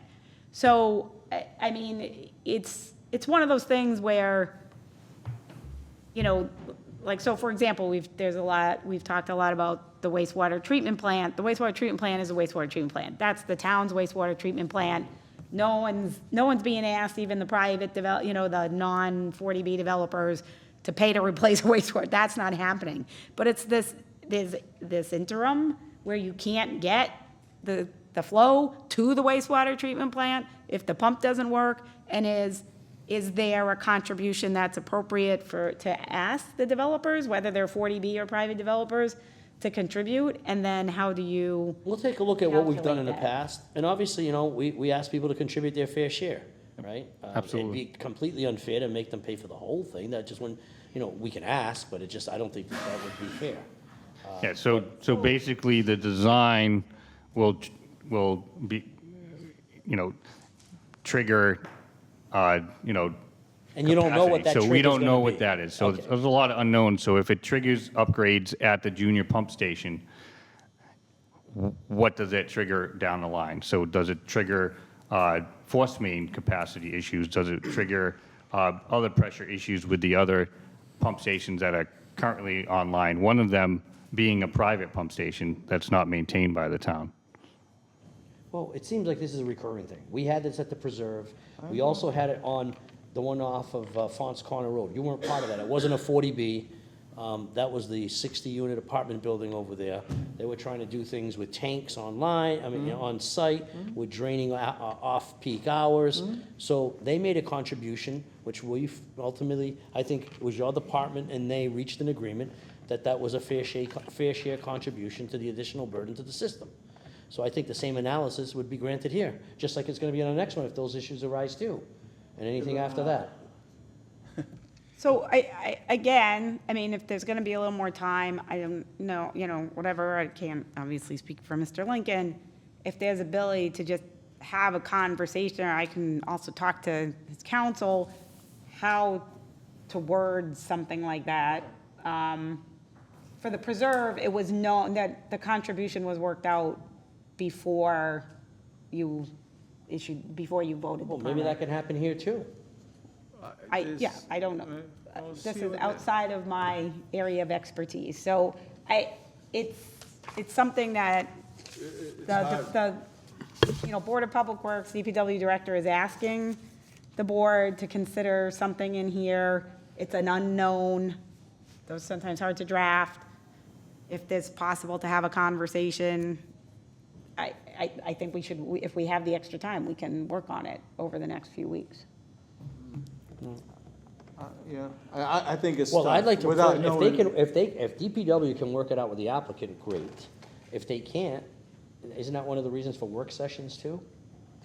Yeah, I mean, it may be one of those things, and again, it's like I don't want to draft from in the middle of the meeting from the whole cloth here, but it may be something that, we're going to have to, and hopefully it can be mutually agreed upon language that's a little bit more, I hate to use this word, but squishy, and hopefully then they work it out at the time, and if they can't, then the applicant's gonna be back in front of the board, right? So, Because I don't even know what the dollar amount is, But this is right. That's the Well, that- problem. So we're talking about something, we don't even have the specifics. no, on. and I don't know that could they be talking can about- have the number, I mean, that's, I think, the question that Mr. Barber's raising, or the concern, is there may not be a way to know.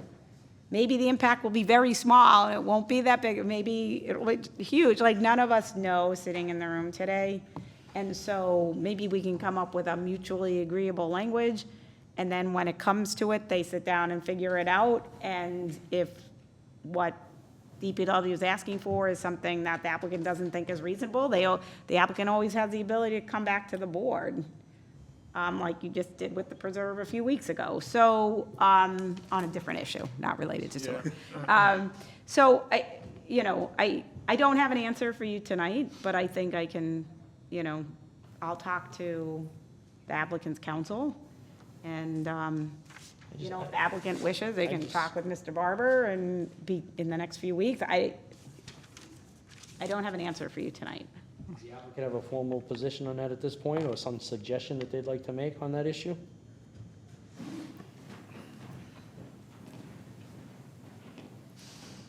Yeah, again, it is squishy.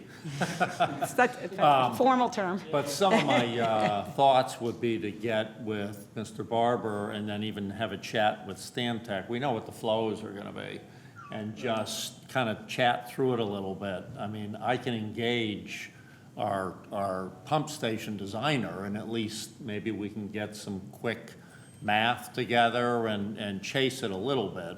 We're not gonna be able to solve it. We'll probably still need a narrative, to kind of, but we'll do what it takes, and I'm amenable to a share if that's the way it goes, That's how it's been, I guess. I've only been here for 12 years, but the projects I've seen, there's been some sharing in it. But I think that And we those try to be numbers, fair. We the try to be original- fair. but to be honest, the original numbers were inflated a little bit on the previous projects. They went back and forth and they came back with something. That's what I'm saying. It's not fair. What if it's $5 million? Is he willing to pay $5 million? I don't think so, If I say 25,000, you tell me now, yes, I can sign. Exactly. So I think we need to get a good grip on what's going on before, because Well, you I'd can't like just leave it open to the board. What if they don't agree? Mr. Barber, a quick question. What do you need to know in order to be able to figure out what needs to be done at some of these other pump stations? So basically, the specifications, if they have a typical pump design that they use, that's going to pump into the system. So then Stantec can take it from there and look at. You need to know the design of the pump, not how much water is being put into the pump. So we have the estimated flows. Yeah, that's what I figured. Based on, Title V numbers from number of I think bedrooms. they can run some numbers based on the daily flow, but again, that's not gonna change, Right. right? The daily flow is based on number of bedrooms, correct? Or, Yes, the number of bedrooms are correct, yeah. okay. So that's not gonna change, Mr. Chair. Question, so when you're running that math, do they use Title V or actual flows? Typically, we use Title V. Which, That's what you use. which is double the actual. I mean, actual tends to be 50%, but the margin of error, I think, so. Okay. We'll take that into consideration when the time comes. Thank you. All right, I think we're done with Mr. Yeah, I believe that we have covered all of the,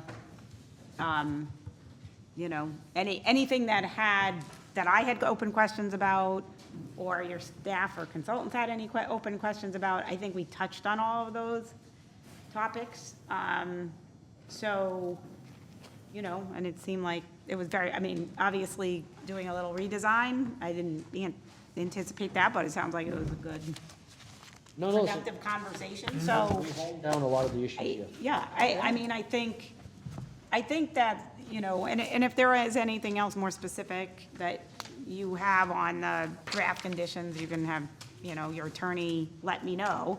But it sounds like it's gonna come down to whatever they decide to do on the parking, then maybe, it's probably more the waiver list that's going to shift. If you do have additional waivers based on whatever, once you know what those are, if they're new ones, like we know you might be changing the landscaping ones, but if there's any new ones off of this memo or otherwise, then if we could know about those, like say, before the holiday, that would be great. But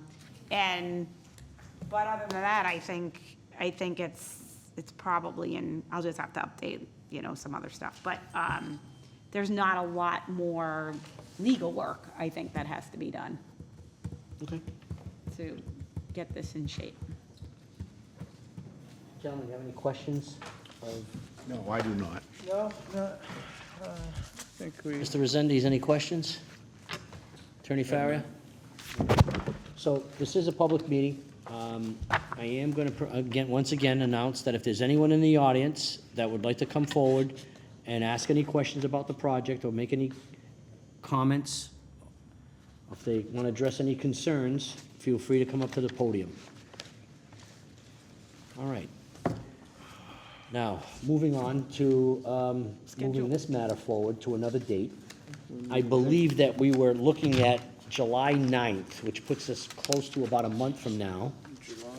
Wait, what's the Thursday? Is that right? The Thursday, it would be at 6 o'clock. Yeah, that's the ninth. Okay. Michelle, do you have the continuation form It was July there? 9th. Okay. Let's pass it down to her. Just need to confirm that that works with the applicant. July 9th, it's a Thursday. We try to stay clear of the 4th. Lawyers always carry black pens, but occasionally carry a blue pen. Obviously, on the condition that they sign the extension, I'll entertain a motion that we continue this matter, and we can mention specifically its case number, to July 9th at 6 o'clock here at Town Hall. So an extension to July 9th. at 6. I don't have, you want to do that? Yes, please. I make a motion that we continue the 40B's ZCMP 25-2 to July 9th, 2026 at 6 o'clock. Second. All in favor? Aye. Aye, the ayes have it. All right, gentlemen, so that concludes this matter. Before we entertain a motion to adjourn, is there any other business that you'd like to address here before the board? Mr. Human? No, I have nothing. Mr. Schuber? No, nothing at this time. Attorney Farrier, anything else you'd like to address? All right. Gentlemen, I'll entertain a motion to adjourn. I make a motion that we adjourn. Second. All in favor? Aye. Aye, the ayes have it.